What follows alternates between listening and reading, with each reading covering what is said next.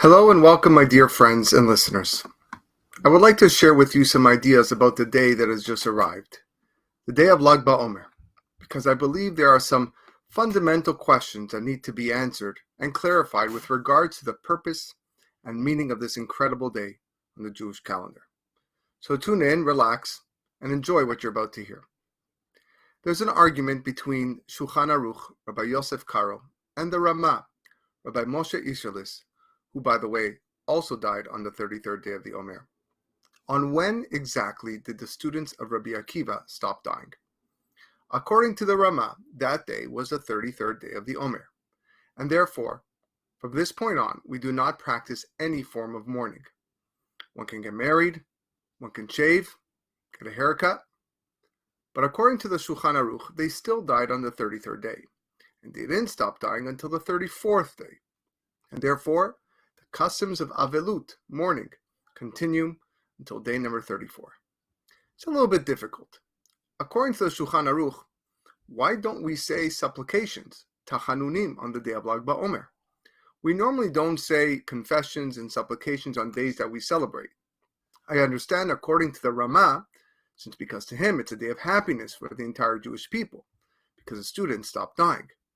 But according to the Shulchan Aruch, the plague continued. So why don't we say any tachanunim? Question number 2. Why is the death of Rabbi Shimon Bar Yohai different than the death of Moshe Rabbeinu, for example? On the 7th of Adar, the day Moshe Rabbeinu passed away, we say tachanun. Many of the Chevra Kadisha even fast. And yet on the day of Rabbi Shimon's passing, there is none of that. Question 3. I understand the studiers of Kabbalah and Zohar to have some sort of connection to Rabbi Shimon Bar Yochai. But most of us, if not all of us, who don't make the Zohar part of their core curriculum, what connection do we have to Rabbi Shimon? If we study the Talmud, we might have a better connection to rabbis like Rabbi Akiva, Rabbi Meir, Rabbi Yehuda. But you don't see us celebrating their deaths.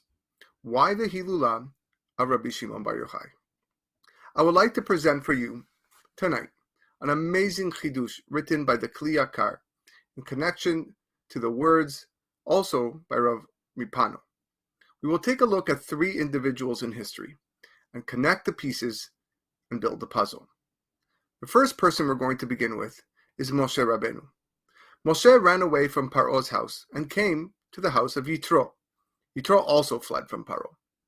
Moshe saw with Ruach HaKodesh that his daughter would be his wife and wished to marry her, Tzipora. Yitro expressed his fear to Moshe that if he would take her as a wife, Paro would kill them both, since they both ran away from him. Nevertheless, Moshe pressed Yitro to marry his daughter, and Yitro agreed, but on one condition, that Moshe swear to him that his firstborn son would be a priest to idolatry. And Moshe indeed swore that he would do it. The question is, how could he do so? The Baal HaTurim explains that Moshe knew that Yitro would do teshuvah and become God-fearing, and that's why he did it. He converted. Obviously, Moshe had no intent to place his son as priest of idolatry. His whole intent was for Yitro to agree to give him his daughter as a wife. And knowing that Yitro will turn to the good, he knew he wouldn't have to fulfill the oath that he took. Nevertheless, Moshe got punished that his grandson actually became a priest for Avodah Zarah. His name was Yehonatan, the son of Gershom, the son of Menashe, as brought down in the book of Shoftim.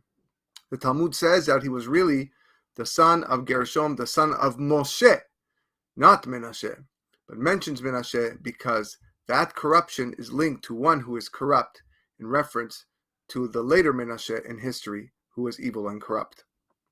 So even though Moshe's intent was good, the fact that he agreed to such an oath caused a stir in heaven, and his grandson worshipped idolatry.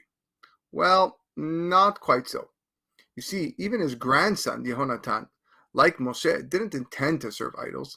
The opposite. He just delayed to influence the other people not to worship idols. Anyone that entered the house of worship, Yehonatan would chastise them. It's not proper for distinguished and respectable people like you to worship idols that were created yesterday. Nevertheless, There were people that thought it was permitted, and they worshipped it. Thankfully, the end of Yehonatan was good. The Gemara states that David HaMelech caused Yehonatan to do teshuvah. Let's move on to personality number 2. His name, Achia HaShiloni. It is said that he possessed the same neshama as Moshe Rabbeinu. After Moshe and Shemuel Hanavi, Achia was one of the top prophets to ever live. He was a wise sage who was one of those who were saved from Egypt. He also lived at the time of the evil king Yerovam ben Nevat, after the Jewish kingdom was split into 2. Hashem commanded Achia to appoint Yerovam as king over the 10 tribes. Now, as much as Yerovam turned out to be a wicked king, he was extremely bright. The Talmud says that all the wise men of Israel are like blades of grass compared to Yerovam ben Nebat.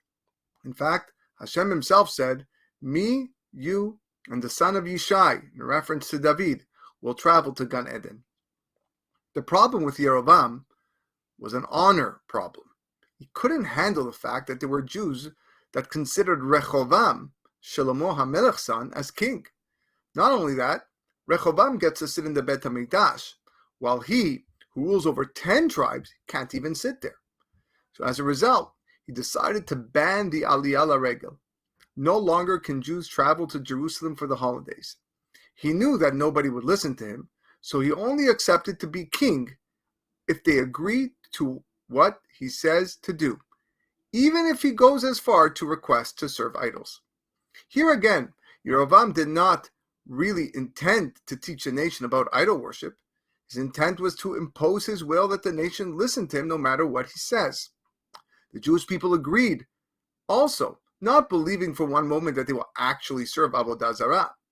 Yerovam signed the deal with this condition, and Achia HaShiloni, who was present but blind, did not see this condition.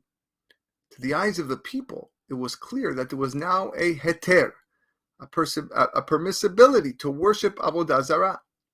This eventually caused an influx of idolatry and led to the destruction of the first Bet HaMikdash. As Achia, who contained the neshama of Moshe, made his way to heaven, he was blamed for not correcting the flaw and blemish of Moshe when he made his oath to Yitro. He had an opportunity to correct the mistake, even though it was unintentional, but he didn't. Person number 3. Last but not least, Rabbi Shimon bar Yohai. He was from the neshama of Achia HaShiloni. Here's the famous story in Masechet Shabbat, an incident that took place when Rabbi Yehuda and Rabbi Yossi and Rabbi Shimon were sitting, and Yehuda ben Gerim sat beside them. Rabbi Yehuda opened and said, "How pleasant are the actions of this nation, the Romans, as they established marketplaces, bridges, and bathhouses." Rabbi Yossi was silent, but Rabbi Shimon bar Yochai responded and said, "Everything that they established only for their own purposes. They established marketplaces to place prostitutes in them, bathhouses to pamper themselves, and bridges to collect taxes from all who pass over them." Yehuda ben Gerim, who was listening, went and related their statements to his household, and those statements continued to spread until they were heard by the monarchy. They ruled and said, "Rabbi Yehuda, who elevated the Roman regime, shall be elevated and appointed as head of the sages, the head of the speakers in every place. Rabbi Yossi, who remains silent, shall be exiled from his home in Judea, and as a punishment be sent to the city of Tzipori in the Galilee. And Shimon, who denounced the government, shall be killed." Let's try to understand this for one moment. What did Rabbi Shimon bar Yochai gain by degrading the Romans? Was there any advantage whatsoever? At that point, wouldn't it have been better just to keep quiet? The answer is that his statement was the correction of Achia and Moshe's mistake. He chose not to give credence to the wicked, even if he didn't intend to mean it that way. What he said turned out to be a great tikkun for his neshama. This is the meaning of what we say and sing in the song, Va'amartem kol echai Rabbi Shimon bar Yochai. There's a stanza, Makom Bahar Bishmaya im Hanavi Achia, a place he chose in heaven with the prophet Achia. What's the connection between the two? The answer is, Rabbi Shimon bar Yochai was the shorish of Achia's soul, and he corrected that flaw. And Achia was the root of Moshe's soul, and he couldn't correct it when given the opportunity. Still, Rabbi Shimon Bar Yochai and his son had to sit in a cave and experience Gehinam in this world. His body bruised and cut all over, sitting in dirt, the worst of the worst. He had only caribs because charuv comes from the word churban. It's bad for the body. It's destructive for the body. There he learned Torah with his son Elazar, who according to the Arizal was the reincarnation of none other than Yehonatan, the grandson of Moshe, who also made a mistake without intending to. And that learning in that cave for so many years completed the tikkun. Therefore, the celebration and happiness on Lag BaOmer isn't just that it's the Hilulah of Rabbi Shimon Bar Yochai, but rather that the tikkun was completed. Everything which caused the destruction of the first temple, the horrible exile, was the sin of idolatry, and Rabbi Shimon Bar Yochai came and fixed it. And now a new era begins, the era of the redemption. That's what we celebrate. The day of Lag BaOmer hints to this because of the redemption and thus answers all the questions we began with. The happiness isn't about the death of the tzaddik. If it was, we would do a Hilulah for Moshe and Rabbi Akiva and Rabbi Yosef. The simcha is for the fixing of the pigam that led to the destruction, and therefore, according to everyone, we don't say tachanunim. Here's an interesting thought. The day of Moshe's death, the 7th of Adar, will always be the same day of the week as Lag BaOmer. It's also the same day of the week that we welcome Moshe as our holy guest, Ushpizin, on the holiday of Sukkot. Moshe went up to Har Sinai to receive the Torah only to find Bnei Israel build a golden calf and correspondingly broke the tablets. Now ask yourself again and think, what was the purpose of going up the mountain if only to break the tablets? Nothing was gained as a result. David HaMelech in Tehillim states, Alita lamarom shavita shevi. You went up to the heavens and you returned shevi. Shin bet yud is the acronym of Shimon Bar Yochai. Moshe succeeded by going up to the heaven to bring down the neshama of Shimon Bar Yochai, to address his flaw and fix his mistake. It is said that the Ari HaKadosh, Rabbi Yitzchak ben Shlomo Luria, was the reincarnation of Rabbi Shimon Bar Yochai. Shevi is the same letters as Yitzchak ben Shlomo. At the age of 36, the Arizal said that he will come back down to this world and teach more holy teachings. He came back down in the body of the Rashash, Rabbi Shalom ben Yitzchak Sharabi. Guess what? Also Shevi, Shalom ben Yitzchak. And lastly, if you pay attention, there is no Tana in the Mishnah that is named with his father, except for Rabbi Shimon Bar Yochai. Why is this so? We don't mention Rabbi Meir's name. We don't mention Rabbi Yehuda's father's name, or Rabbi Meir's father's name, or Rabbi Akiva's father's name. Why is this so? Simple. Yochai, Shimon's father, contains the same letters as Achia.